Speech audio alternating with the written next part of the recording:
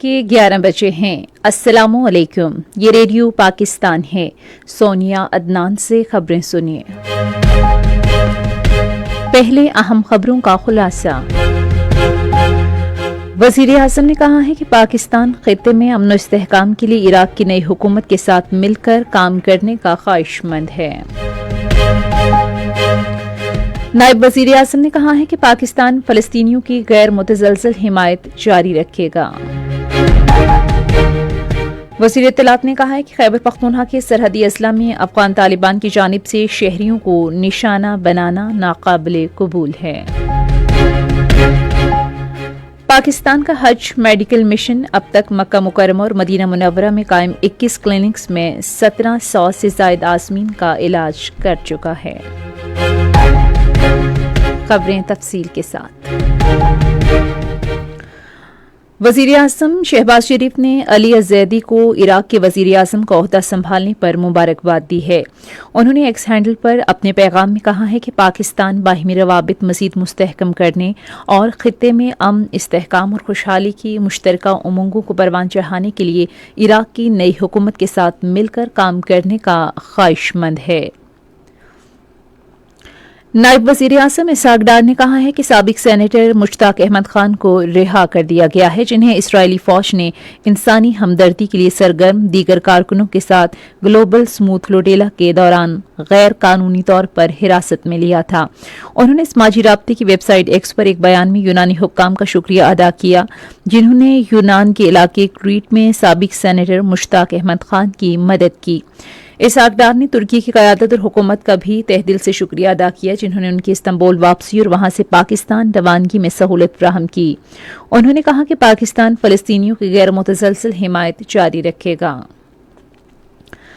خیبر پختونخوا میں شہری آبادی پر فتنہ الخوارج کے بلا اشتعال اور بزدلانہ حملے جاری ہیں۔ خوارج نے باجوڑ کے علاقے محمد میں ایک کرکٹ گراؤنڈ پر کواد کاپٹر حملہ کیا، جس سے 3 افراد زخمی ہو گئے۔ زخمیوں کو فوری طور پر ہسپتال منتقل کر دیا گیا۔ سیکیورٹی فورسز فتنہ الخوارج اور افغان طالبان حکومت کے حملوں کا مؤثر اور بھرپور جواب دے رہی ہیں۔ وزیر اطلاعات عطا اللہ طارر نے خیبر پختونخوا کے سرحدی اضلاع میں افغان طالبان کی جانب سے جان بوجھ کر معصوم شہریوں کو نشانہ بنانے کی مذمت کی ہے۔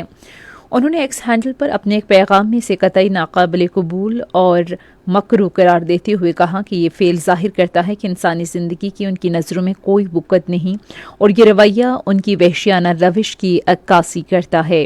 انہوں نے کہا کہ پاکستان کی قابل فخر سیکیورٹی فورسز کی جانب سے افغان طالبان کو زمینی طور پر پسپا کرنے کے بعد ان کی طرف سے شہری علاقوں کو نشانہ بنانا طالبان حکومت کے پست اخلاقی کردار کو ظاہر کرتا ہے۔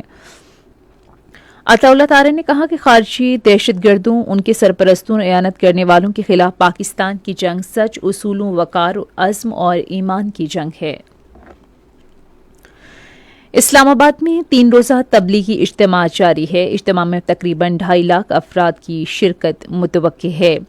وزیر داخلہ محسن نقوی نے جامع ابو القاسم تبلیغی مرکز کا دورہ کیا اور ان کے قائدین سے ملاقات کی۔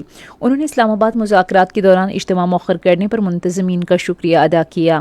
وزیر داخلہ نے کہا کہ تبلیغی اجتماع کے لیے مؤثر سیکیورٹی اور ٹریفک پلان ترتیب دیا گیا ہے۔ تبلیغی اجتماع خصوصی دعاؤں کے بعد کل ختم ہوگا۔ پاکستان کے حج میڈیکل مشن نے اب تک 1700 سے زائد عازمین حج کا علاج کیا ہے اور مکہ مکرمہ اور مدینہ منورہ میں قائم 21 کلینکس کے ذریعے ضروری ادویات فراہم کی ہیں۔ یہ بات پاکستان حج میڈیکل مشن کے ڈائریکٹر کرنل ڈاکٹر توقیر نے مکہ مکرمہ میں ریڈیو پاکستان کی خصوصی نمائندے اسد اللہ خان سے گفتگو کرتے ہوئے بتائی۔ انہوں نے کہا کہ اس سال 400 سے زائد طبی ماہرین حج مشن میں شامل ہوئے ہیں، جبکہ مکہ مکرمہ اور مدینہ منورہ میں 21 پاکستانی کلینکس فعال ہیں۔ پاکستانی عازمین حج نے وزارت مذہبی امور کی جانب سے کیے گئے بہترین انتظامات پر اطمینان کا اظہار کیا ہے۔ کینیڈا میں پاکستان کے ہائی کمشنر محمد سلیم نے کینیڈا کے شہر مسیسی ساگا میں صادقین آرٹ نمائش کا افتتاح کیا، جس میں پاکستان کے انتہائی ممتاز فنکارانہ بصیرت کے حامل سید صادقین احمد نقوی کے بنائے گئے یادگار فن پاروں کی نمائش کی گئی۔ اس نمائش میں فن کی گہرائی، علامت اور ثقافتی امتزاج کو پیش کرنے کی کوشش کی گئی ہے، جو ان کے انمول فن کا خاصہ ہے۔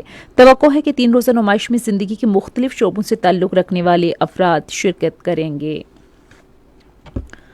روس نے امریکہ اور ایران کے درمیان جنگ کے خاتمے کے لیے اپنا کردار ادا کرنے کی خواہش ظاہر کی ہے۔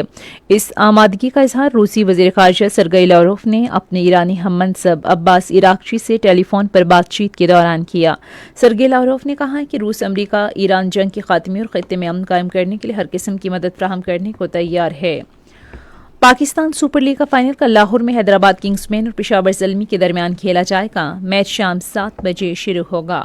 اسی کے ساتھ ہی خبریں ختم ہوئیں۔ مزید خبروں اور تجزیوں کے لیے آئیے ہماری ویب سائٹ پر radio.gov.pk، فیس بک کے link radio Pakistan news official پر براہ راست ویڈیو سٹریمنگ ملاحظہ کیجیے۔